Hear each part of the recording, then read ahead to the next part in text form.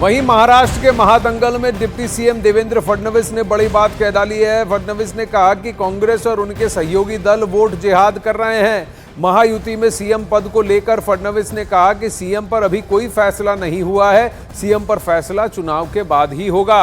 हालांकि बीजेपी के सभी पोस्टरों में सबसे अग्रिम चेहरा देवेंद्र फडणवीस का ही है। बताया जा रहा है कि महायुति का चेहरा देवेंद्र फडणवीस ही है। हालांकि एकनाथ शिंदे जी के भी पोस्टर अलग अलग जगह लगे हैं, खासकर ठाणे इलाके में। हमारे साथ हैं देवेंद्र गंगाधर राव फडणवीस साहब, जिनकी फेरी निकल रही है अपने विधानसभा क्षेत्र में। वो लोगों का अभिवादन स्वीकार कर रहे हैं। देवेंद्र जी, न्यूज 18 इंडिया में आपका स्वागत है। जी तो क्या माहौल लग रहा है, क्योंकि पिछली बार अगर लोकसभा चुनाव में देखें तो विदर्भ क्षेत्र बहुत अच्छा नहीं रहा बीजेपी के लिए। देखिए, जहाँ तक विदर्भ का सवाल है तो जो फेक नैरेटिव राहुल गांधी और कांग्रेस पार्टी ने तैयार किया था संविधान का, ये खत्म हो चुका है। उनकी नौटंकी लोगों को समझ में आ गई है। अब विदर्भ में बीजेपी को और महायुति को बहुत प्रतिसाद है। ये मेरा मतदार क्षेत्र है, 5 बार लोगों ने चुनकर दिया है, 6ठी बार भी लोग ज्यादा मतों से मुझे चुनकर देंगे। ये आपका गढ़ माना जाता है, तो माना जाए कि इस बार आपके प्रभाव का फायदा बीजेपी को पूरे विदर्भ में, पूरे महाराष्ट्र में मिलेगा। देखिए, प्रभाव तो मोदी जी का है, प्रभाव महायुति का है, प्रभाव हमारी सरकार का है। हाँ, हमने काम किया है, हमने विदर्भ में परिवर्तन करके दिखाया है। विदर्भ बदल सकता है, इसका अन्याय दूर हो सकता है, ये हमने दिखाया है, इसलिए लोग हमारे साथ हैं। अभी भी काफी बागी उम्मीदवार मैदान में हैं और माना जा रहा है कि बड़ा नुकसान हो सकता है, क्योंकि काफी कोशिशों के बावजूद भी वो माने नहीं।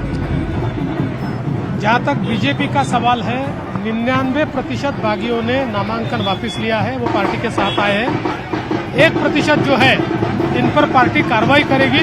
तो अब मैं नहीं मानता कि अब बागियों का कोई प्रभाव बचा है। अगर विदर्भ की बात करें, किसानों का एक बड़ा समस्या है, बड़ी संख्या में आत्महत्या होती है, अभी भी नाराजगी है, और दलित मुस्लिम जो गठबंधन है वो बड़ा परेशानी का सबब है। देखिए, विदर्भ में हमारी सरकार ने 14 से 19 और अभी 22 से 24 हमने 80 इरिगेशन प्रोजेक्ट्स कंप्लीट किए, एक रिकॉर्ड है। और 88,000 करोड़ का 500 किलोमीटर रिवर लिंकिंग का प्रोजेक्ट हमने मंजूर किया, जिसका काम हम शुरू करने वाले हैं। 10 लाख एकड़ को इससे सिंचाई मिलने वाली है। रोड का एक बड़ा नेटवर्क हमने खड़ा किया है। अलग अलग आइकॉनिक इंस्टीट्यूशंस हमने लाए। विदर्भ बदल गया है, लोग साथ। ठाकरे परिवारों या पूरा विपक्ष आरोप लगा रहा है कि आप महाराष्ट्र के नागपुर की भी अवहेलना कर रहे हैं, जो बेरोजगारों के लिए रोजगार करने के लिए जो साधन यहाँ पर आ सकते हैं, फैक्ट्री आ सकती है, प्रोजेक्ट्स हैं, वो आप सब गुजरात भेज रहे हैं। देखिए, ये जो हमारा विपक्ष है, ये एक प्रकार से गुजरात की पेड न्यूज जैसा है। गुजरात का जितना गुणगान वो गाते हैं, उतना कोई नहीं गाता। 52% देश का निवेश ये महाराष्ट्र में हमने लाया। मैंने वो होर्डिंग भी देखे हैं, 52% वाले। 52%। मैं नहीं कहता, आरबीआई कह रही है, और ये लोग गुजरात का गुणगान गाते हैं। लेकिन ये एक बड़ा आरोप लगाया जा रहा है कि संघ और बीजेपी, खासकर आप लोग कुर्सी के लिए कुछ भी करना चाहते हैं और सत्ता जिहाद कर रहे हैं। देखिए, जो वोट जिहाद कर रहे हैं वो लोग इस प्रकार का आरोप लगाए, ये हास्यास्पद है। हम सबका साथ, सबका विकास चाहते हैं, सबको साथ में लेकर हम काम कर रहे हैं।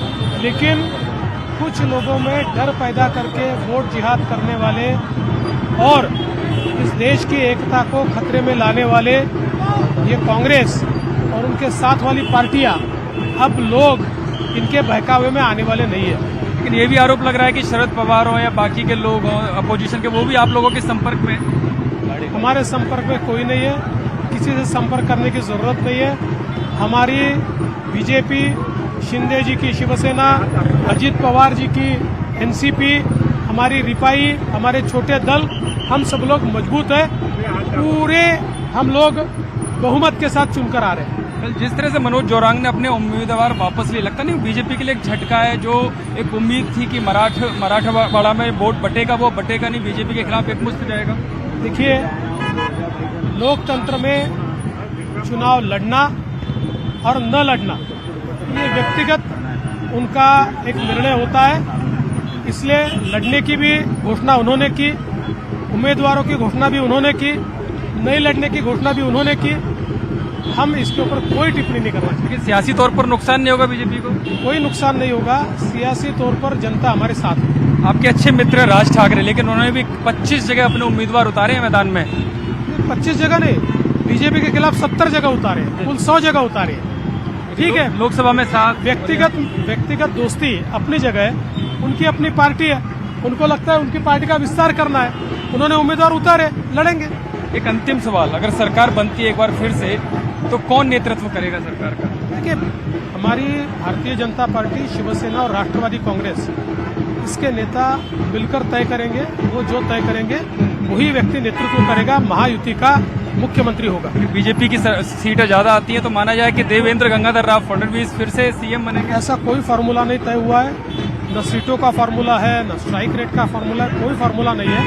चुनाव के बाद बैठकर महाराष्ट्र के हित में जो होगा उसका निर्णय करेंगे, साथ में रहेंगे। आपका नाम तो राष्ट्रीय अध्यक्ष के लिए भी है। नाम तो सब जगह के लिए चलता है, कल को कोई मेरा नाम अमेरिका के राष्ट्रपति के लिए भी चला दे, लेकिन वास्तविकता मैंने समझ लेनी चाहिए। मैं महाराष्ट्र में काम कर रहा हूँ। कितनी सीटें ज्यादा से ज्यादा आएंगी? हाँ, कितनी सीटें आएंगी बीजेपी की? पूर्ण बहुमत के साथ हम चुनकर आएंगे। चलिए, बहुत बहुत धन्यवाद। ये हैं देवेंद्र फडणवीस वगैरह पूर्ण बहुमत के साथ आएंगे, और बाकी जो अपोजिशन का मामला है कोई उनके साथ संपर्क में नहीं है, लेकिन जो बाकी के जो लोग हैं, चाहे वो मनोज जोरांगे हो या राज ठाकरे हो, सबका अपना व्यक्तिगत निर्णय है चुनाव लड़ने का।